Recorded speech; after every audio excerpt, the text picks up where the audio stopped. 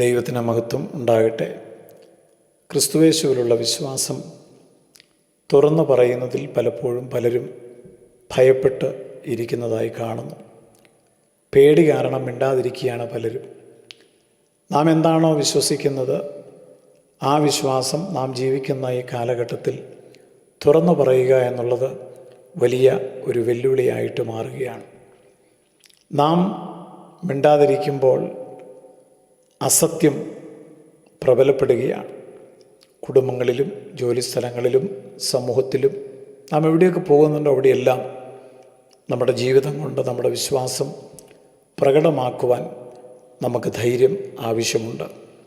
എന്തുകൊണ്ടാണ് പലപ്പോഴും വിശ്വാസം പ്രസിദ്ധപ്പെടുത്താത്തത് എന്ന് ചിന്തിക്കുമ്പോൾ ചിലർക്ക് അത് അവരുടെ അഭിമാനത്തിന് ഇടിവ് തട്ടുമോ എന്നുള്ള ഭയമുണ്ടാകും. മറ്റു ചിലരാകട്ടെ ജോലി നഷ്ടപ്പെട്ടേക്കാം എന്നുള്ള ചിന്തയിലാണ്.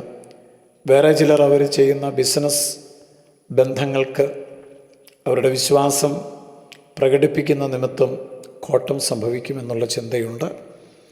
ചില കുടുംബങ്ങളിലാകട്ടെ യേശുക്രിസ്തുവിൽ വിശ്വസിക്കുന്നുവെങ്കിലും അത് ഏറ്റുപറയുവാൻ തയ്യാറാകാത്തത് കുടുംബ ഓഹരി നഷ്ടപ്പെടുമോ എന്നുള്ള ഭയം കൊണ്ടാണ്. ഇങ്ങനെയൊക്കെയുള്ളൊരു സാഹചര്യത്തിലാണ് നാം ഇപ്പോൾ ചിന്തിക്കാൻ പോകുന്ന വചനത്തിൻ്റെ പ്രസക്തി. യോഹന്നാൻ്റെ സുവിശേഷം 7-ാം അധ്യായം അതിൻ്റെ 13-ാമത്തെ വാക്യം. എങ്കിലും യഹൂദന്മാരെ പേടിച്ചിട്ട് ആരും പ്രസിദ്ധമായി യേശുവിനെക്കുറിച്ച് സംസാരിച്ചില്ല. യേശുവിനെക്കുറിച്ച് സംസാരിക്കുവാൻ ഒരുപാട് കാര്യങ്ങൾ പലരുടെയും മനസ്സിലുണ്ട്. നല്ലത് മാത്രമാണ് അവർക്ക് യേശുവിനെക്കുറിച്ച് പറയുവാനുള്ളത്. പക്ഷെ അവർ മിണ്ടുന്നില്ല. അവർ ഭയപ്പെട്ട് ഒളിച്ചിരിക്കുന്നത് പോലെയുള്ള അവസ്ഥയിൽ കഴിയുകയാണ്. ഇത് തീർച്ചയായിട്ടും പേടിച്ചിട്ട് മിണ്ടാതിരിക്കുക എന്നുള്ള ഒരവസ്ഥയാണ് എന്ന് നാം തിരിച്ചറിയണം. പേടിച്ചിട്ട് നാം മിണ്ടാതിരിക്കരുത്. മനുഷ്യ ഹൃദയം എപ്പോഴും ഒരു യുദ്ധഭൂമി പോലെയാണ്. അവിടെ ഭയവും ധൈര്യവും തമ്മിൽ നിശബ്ദമായ ഒരു പോരാട്ടം നടന്നുകൊണ്ടിരിക്കുകയാണ്. ഒരു വശത്ത് സത്യത്തിൻ്റെ വെളിച്ചം നമ്മുടെ മനസ്സിൽ തെളിഞ്ഞു നിൽക്കുമ്പോൾ മറുവശത്ത് പേടിപ്പിക്കുന്ന മനുഷ്യരുടെ ഭീഷണികളും വിമർശനങ്ങളും നമ്മളെ ഭയത്തിലേക്ക് കൊണ്ടുപോകുന്നു. ഈ രണ്ട് അവസ്ഥയ്ക്കിടയിൽ പല ആളുകളും കുടുങ്ങിക്കിടക്കുകയാണ്. അങ്ങനെ കിടക്കുന്നവരുടെ പ്രതികരണമാണ് മൗനം എന്നുള്ളത്. മിണ്ടാതിരിക്കുക ഒരു സാധാരണ പ്രവൃത്തിയായിട്ട് ചിലരൊക്കെ ചിന്തിച്ചേക്കാം. പക്ഷേ ആ അവസ്ഥയുടെ പിറകിൽ മറഞ്ഞിരിക്കുന്ന ഒരു വലിയ ദൗർബല്യമാണെന്ന് നാം തിരിച്ചറിയണം. അത് വാസ്തവത്തിൽ തിരിച്ചറിഞ്ഞാൽ നമ്മുടെ ജീവിതത്തിൽ ഒരു മടങ്ങി വരാനുള്ള സാധ്യതയുണ്ട്. സത്യത്തിൻ്റെ പാതയിൽ നടക്കുക എന്നുള്ളത് എളുപ്പമല്ല. അതിന് ഏറ്റവും ആവശ്യം ധൈര്യമാണ്. ആ ധൈര്യം ദൈവത്തിൻ്റെ പരിശുദ്ധാത്മാവാണ് നൽകുന്നത്. ആ ധൈര്യം പ്രാപിച്ചവർക്ക് മാത്രമേ മനുഷ്യരുടെ മുമ്പിൽ എന്താണോ അവർ വിശ്വസിക്കുന്നത് അത് ഏറ്റുപറയുവാനുള്ള ഒരു ധൈര്യം ഉണ്ടാവുകയുള്ളൂ. നാം വിശ്വസിക്കുന്ന കാര്യങ്ങൾ മിണ്ടാതിരിക്കുമ്പോൾ ചിലപ്പോൾ നാം സുരക്ഷിതരായി എന്ന് തോന്നിയേക്കാം. പക്ഷേ അതൊരു താൽക്കാലിക ആശ്വാസം മാത്രമാണ്. ദീർഘവീക്ഷണത്തോടെ നാം നോക്കുമ്പോൾ നാം മിണ്ടാതിരിക്കുമ്പോൾ നമ്മുടെ ആത്മാവിന് ക്ഷയമാണ് സംഭവിക്കുന്നത്. സത്യം പറയുവാനുള്ള നമ്മുടെ ശക്തിയാണ് നശിക്കുന്നത്. അതുകൊണ്ട് മൗനം ഒരു ശീലമാക്കരുത്. നമ്മുടെ മൗനം ഭയത്തിൽ നിന്നാണെങ്കിൽ ധൈര്യം പ്രാപിക്കുവാൻ നാം സമർപ്പിച്ചു കൊടുക്കണം.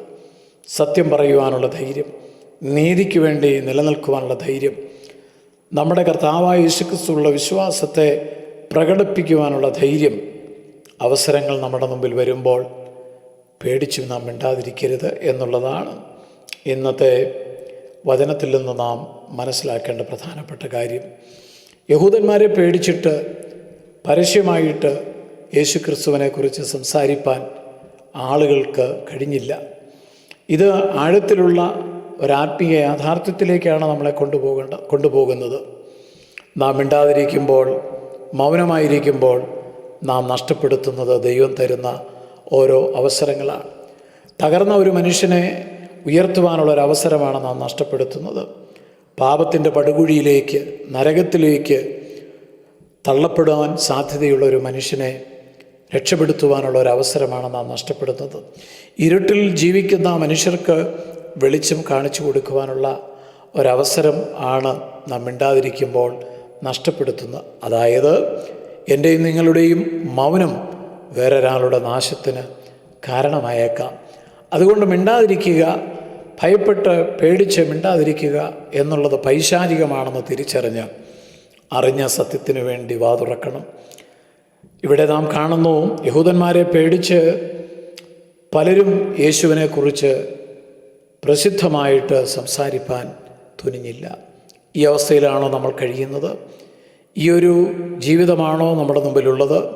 യേശുവിനെക്കുറിച്ച് എണ്ണി എണ്ണി പറയുവാൻ എത്രയോ കാര്യങ്ങൾ നമ്മുടെ ഹൃദയത്തിൻ്റെ ഉള്ളിൽ നാം സൂക്ഷിച്ചു വച്ചിട്ടുണ്ട്. പറയുവാൻ ഏറെയുണ്ടെങ്കിലും ഭയപ്പെടുത്തുന്ന ഒരുപാട് അവസ്ഥകളുടെ മുമ്പിൽ നാം മൗനമായിരിക്കുമ്പോൾ നാം നിമിത്തം മറ്റുള്ളവർ നശിക്കുന്നു എന്നുള്ളത് മറന്നു പോകരുത്. അതുകൊണ്ട് കർത്താവ് നമ്മുടെ അധരങ്ങളെ തുറക്കട്ടെ. ധൈര്യത്തോടെ യേശുക്രിസ്തുവിലുള്ള വിശ്വാസം, നാം എന്താണോ വിശ്വസിക്കുന്നത് അത് പ്രസിദ്ധപ്പെടുത്തുവാൻ ദൈവം നമ്മളെ സഹായിക്കട്ടെ. കർത്താവായ ദൈവമേ, അവിടുത്തെ വചനം ഞങ്ങൾ വിശ്വസിക്കുന്നു. വചനം കേൾക്കുന്ന ആർക്കെങ്കിലും ഭയമുണ്ടെങ്കിൽ യേശുക്രിസ്തുവിൻ്റെ നാമത്തിൽ അത് മാറിപ്പോകണം. അവർ ധൈര്യപ്പെടണം. ക്രിസ്തുയേശുവിൻ നാമത്തിൽ തന്നെ. ആമേൻ. നിത്യജീവമൊഴികൾ നിന്നിലുണ്ട് പരനെ, നിന്നെ വിട്ടിട്ടാടിയങ്ങളെങ്ങു പോയി വസിക്കും, നിന്നെ വിട്ടിട്ടാടിയങ്ങളെങ്ങു പോയി വസിക്കും. നീയല്ലോ ഞങ്ങൾക്കുള്ള ദിവ്യ സമ്പത്തേശു.